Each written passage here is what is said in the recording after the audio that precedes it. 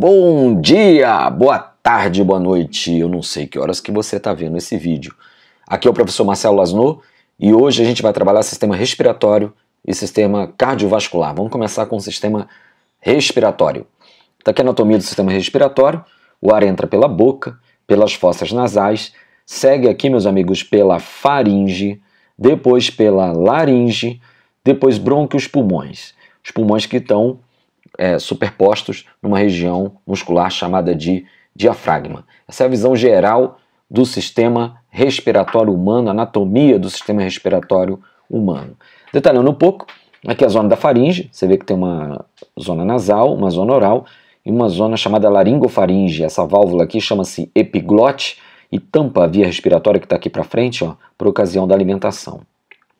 A laringe é um órgão, nosso órgão da fala. Fica nessa região, está aqui a epiglote, como se fosse uma lingueta, e aqui as nossas pregas vocais, chamada de cordas vocais. São duas que ficam na mediação dessa região da laringe. Nós homens temos uma laringe mais desenvolvida, porque a testosterona age engrossando as nossas pregas vocais.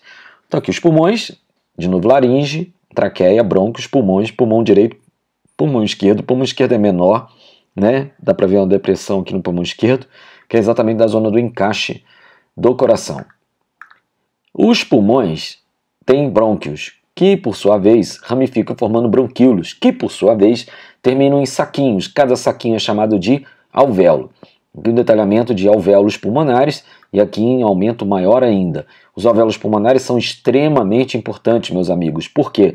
Porque exatamente nos alvéolos pulmonares é que ocorre a troca gasosa, que é a seguinte: o oxigênio entra no capilar sanguíneo, que está nessa região, e o gás carbônico sai em direção ao alvéolo, tudo por difusão simples, ou seja, sem gasto de energia, ou ainda o oxigênio entra no sangue porque lá tem menos, o gás carbônico sai do sangue porque lá tem mais.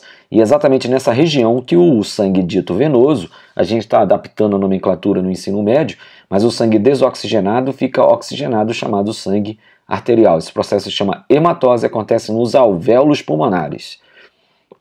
Bom, a troca se dá por difusão, portanto sem gasto de energia, mas a renovação do ar pulmonar exige energia. Essa energia sobretudo, gasta no movimento do diafragma, que entre relaxamentos e contrações sobe e desce. Quando ele sobe aqui, nesse caso ele está relaxado, o que acontece, gente?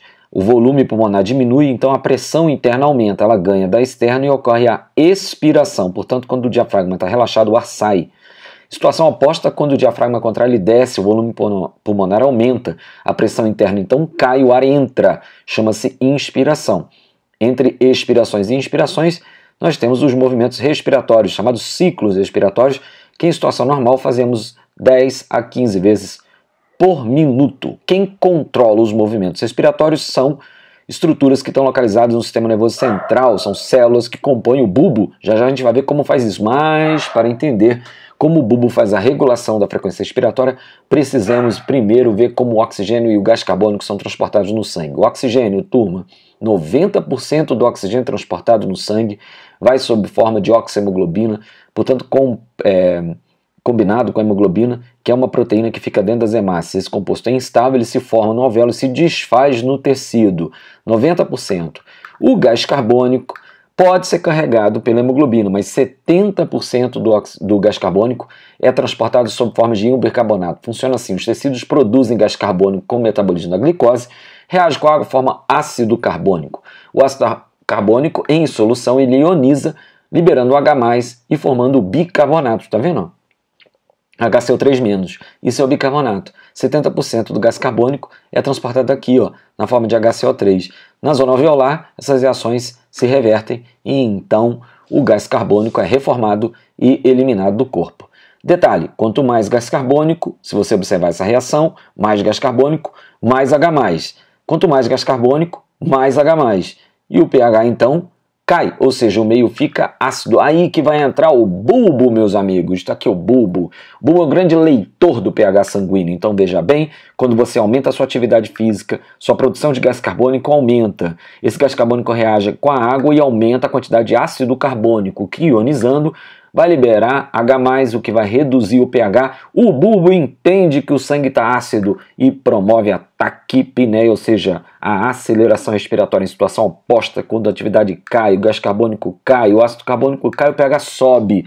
O bulbo entende isso e provoca o que a gente chama de bradipneia. Então o bulbo é o grande, vamos dizer assim, termostato, vamos colocar assim, do pH sanguíneo e, consequentemente, ele detona mecanismos que ora aceleram a respiração, ora desaceleram. Próximo sistema, meus amigos, sistema cardiovascular, chamado assim por quê? Porque é composto pelo coração e por vasos. Nos mamíferos, nossa circulação é dita dupla completa e o coração tetracavitário, com duas câmaras na direita, o átrio direito na posição superior, ventrículo direito na posição inferior. Do lado esquerdo, átrio e ventrículo esquerdo, 4 câmaras. Lado direito, completamente separado do lado esquerdo. Detalhe, o ventrículo esquerdo bem grossinho, tá vendo? Tá uma musculatura bem desenvolvida no ventrículo esquerdo. Por quê? Já já vocês vão ver que o ventrículo esquerdo é que bombeia sangue para todo o corpo. O sangue do lado direito não mistura com o sangue do lado esquerdo, mas o sangue do átrio passa para o respectivo ventrículo sem riscos de refluxo, graças a válvulas que se encontram na direita e na esquerda.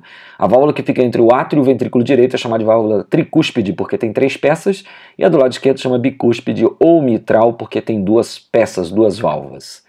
Aqui, os principais vasos conectados ao coração. Então vamos lá. No átrio direito chegam 2 veias, chamadas veias cavas. Veia, pessoal, é vaso através do qual o sangue chega no coração.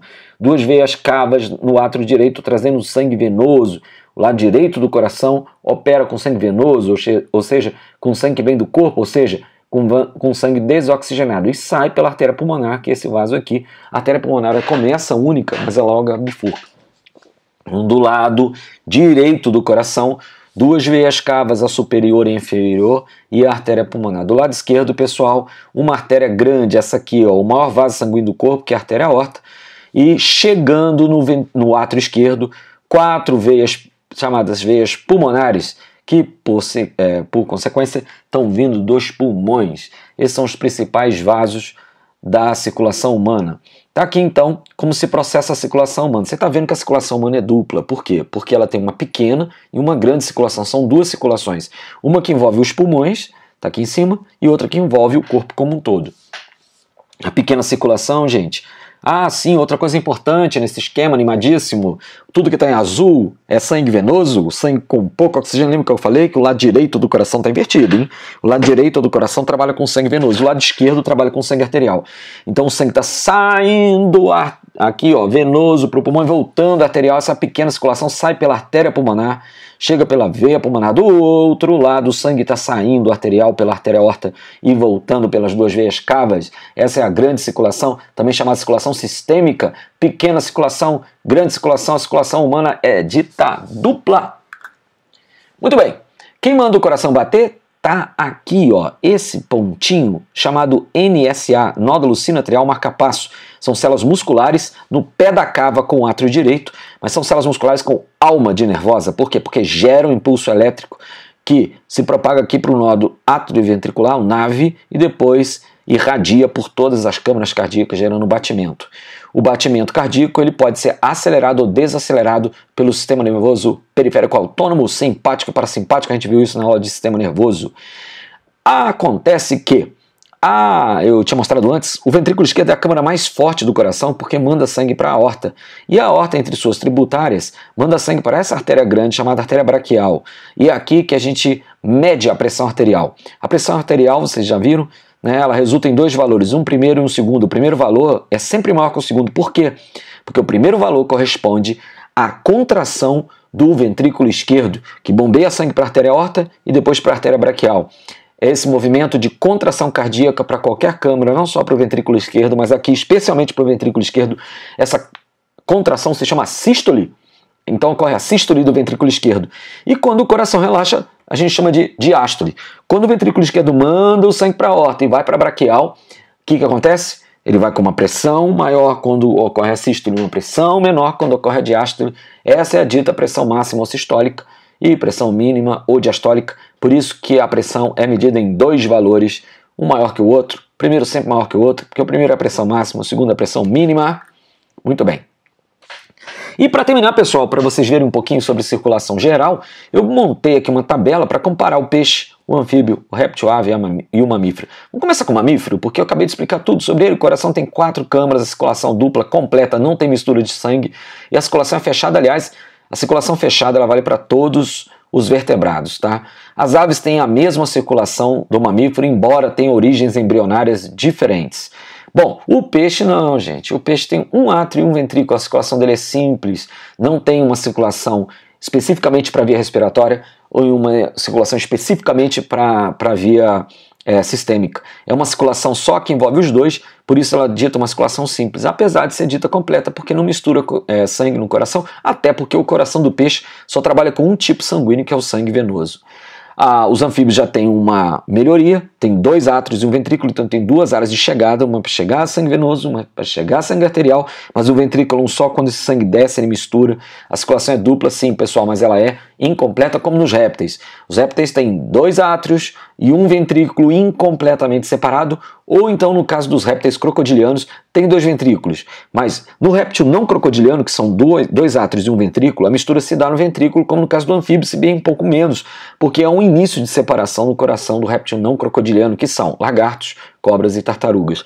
Agora, no réptil crocodiliano não tem jeito, porque o coração é todo dividido, mas o réptil crocodiliano, jacarés e crocodilos, eles têm uma coisa muito interessante, estão 2 aortas, uma aorta direita e uma esquerda, que tem uma comunicação entre elas, já eu mostro, que é o forame de Panizza ou de Panizza. Vamos ver um pouquinho? Peixe, coração muito simples, tá vendo? Um átrio, um ventrículo, você vê que o coração bombeia sangue para a branca, entendeu? E aí o que acontece? Esse sangue que vai para a branca já vai direto para o corpo sem voltar para o coração para um segundo bombeamento. Por isso a circulação é chamada simples. Os anfíbios têm 2 átrios, mas apenas um ventrículo. Então, até chega sangue do corpo aqui, é desoxigenado, sangue venoso e pulmonar. 75% da respiração do anfíbio é pulmonar. E aqui desce um sangue arterial, mas mistura tudo, pessoal, mistura tudo. Então salamandra, sapo e cobra cega tem circulação dupla incompleta. Os répteis não crocodilianos, tá vendo? Ele tem um início de separação das câmaras inferiores, ou seja, os ventrículos. Então eles começam a deixar de ser 1 para ser 2, mas ainda mistura, tem um espaço aqui para misturar, tá vendo? Viu? Essa paredezinha aqui é chamada de septo de Sabatier, mas não impede totalmente a mistura, a circulação é dita dupla incompleta. E é isso aí, pessoal. Eu fui.